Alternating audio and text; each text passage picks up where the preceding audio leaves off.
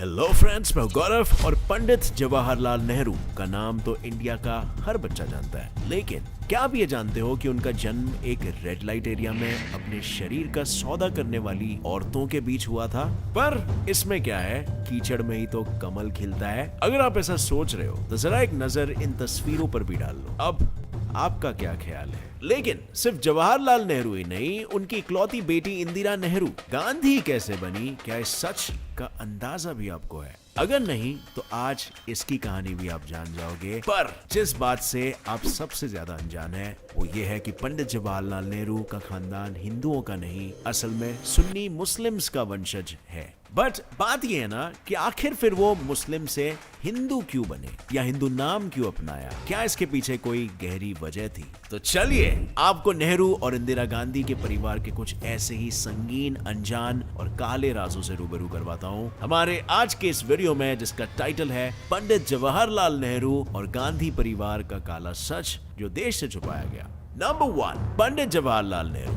पंडित जवाहरलाल नेहरू, ये 3 शब्द कान में पड़ते ही आंखों के सामने भारत के सबसे पहले प्राइम मिनिस्टर की वो छवि आ जाती है जिसने अपने देश को आजादी दिलाने के लिए आराम हराम है की पुकार लगाई थी। लेकिन क्या आपको पता है, हिंदुस्तान की 200 साल पुरानी आजादी वाली इस लड़ाई में शामिल पंडित जवाहरलाल नेहरू का जन्म मीरगंज, इलाहाबाद के एक रेड लाइट इलाके में हुआ था, जहां उनके परिवार सालों तक रहे, जब तक नेहरू जी के पिता मोतीलाल नेहरू ने आनंद भवन को अपनी बैरिस्टर वाली कमाई से खरीद नहीं लिया। लेकिन इससे भी ज्यादा गंभीर और हैरानी वाली बात तो यह है कि पंडित जवाहरलाल नेहरू के सिर्फ नाम में पंडित था, क्योंकि उनके खानदान के इतिहास की माने तो वो सुन्नी मुस्लिम थे। और इस बारे में जवाहरलाल नेहरू की बहन कृष्णा हाटी सिंह का तो ये कहना था कि उनके दादा मुगल सल्तनत के नगर में कोतवाल थे। पर रॉबर्ट हार्डी एंड्रूज की किताब a lamp for India, the story of madam Pandit में ये खुलासा हुआ है कि उस जमाने में हिंदुओं को इतनी ऊंची पद नहीं दी जाती थी और बहादुर शाह जफर के समय में गंगाधर नेहरू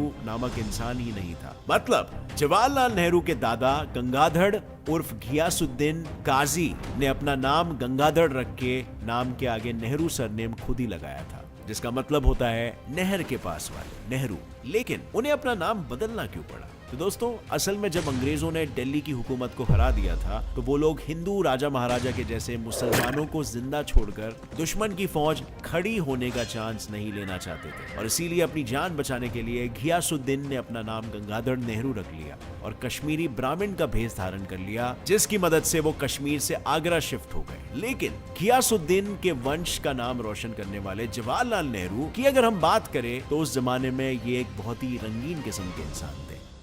उनका अपनी पत्नी कमला नेहरू के अलावा कई और महिलाओं जैसे कि lady Edwina Mountbatten, Sarojini Naidu की बेटी पद्मजा और बनारस की श्रद्धा माता के साथ संबंध थे, ऐसा कई रिकॉर्ड्स बताते हैं। और यही उनके इसी रंगीन मिजाज की वजह से उन्हें एसटीडी जैसे सेक्सुअल बीमारी के चलते जिंदगी से हाथ धोना पड़ा था।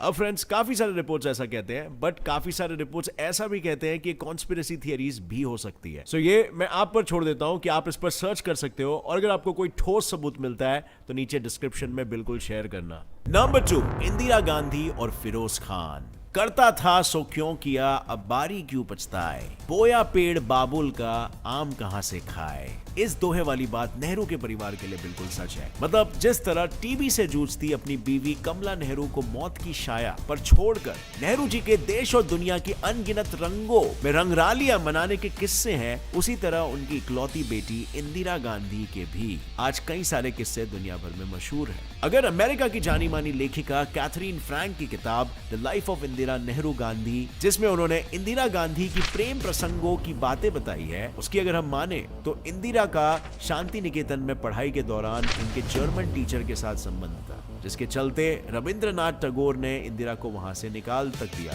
पर सिर्फ जर्मन टीचर ही नहीं, कैथरीन की किताब में उनके M.O. मैथिया यानी अपने पिता के सेक्रेटरी, धीरेन्द्र ब्रह्मचारी यानी उनके योगा टीचर और फॉरेन मिनिस्टर दिनेश सिंह के साथ भी अफेयर बताए गए हैं।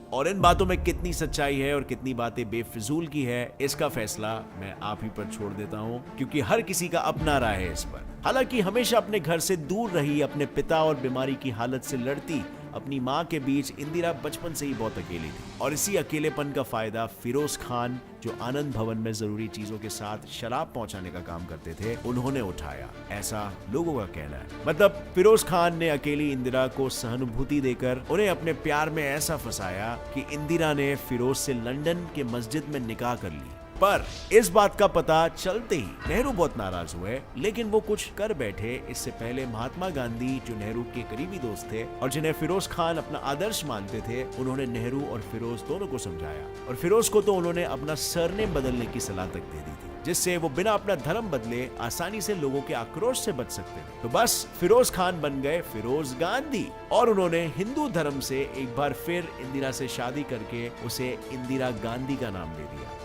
इस तरह इंदिरा गांधी का नाम सामने आया। लेकिन इनकी शादियां करवा कर भी कोई फायदा नहीं हुआ, क्योंकि इंदिरा गांधी के राजीव गांधी को जन्म देने के कुछ समय बाद ही दोनों अलग हो गए। और हालांकि इन दोनों का तलाक नहीं हुआ था, फिरोज के बार बार पैसों की मांग और नेहरू की राजनीति में दखल अंदाजी करने की वजह से जवाहरलाल नेहरू ने उनका अपने घर तीन मूर्ति भवन में आना जाना रुकवा दिया। और M.O. मथाई ने अपनी किताब रेमिनिसेंसेस ऑफ नेहरू एज में ये लिखा है कि सितंबर 8, 1960 में जब फिरोज की मौत हुई थी तो नेहरू और इंदिरा गांधी बहुत खुश हुए थे। यही नहीं, जिस रहस्यमय तरीके से उनकी मौत हुई थी उसको लेकर आज भी कई लोगों का ऐसा मानना है कि इस मौत में कोई हत्या का एंगल भी हो सकता है।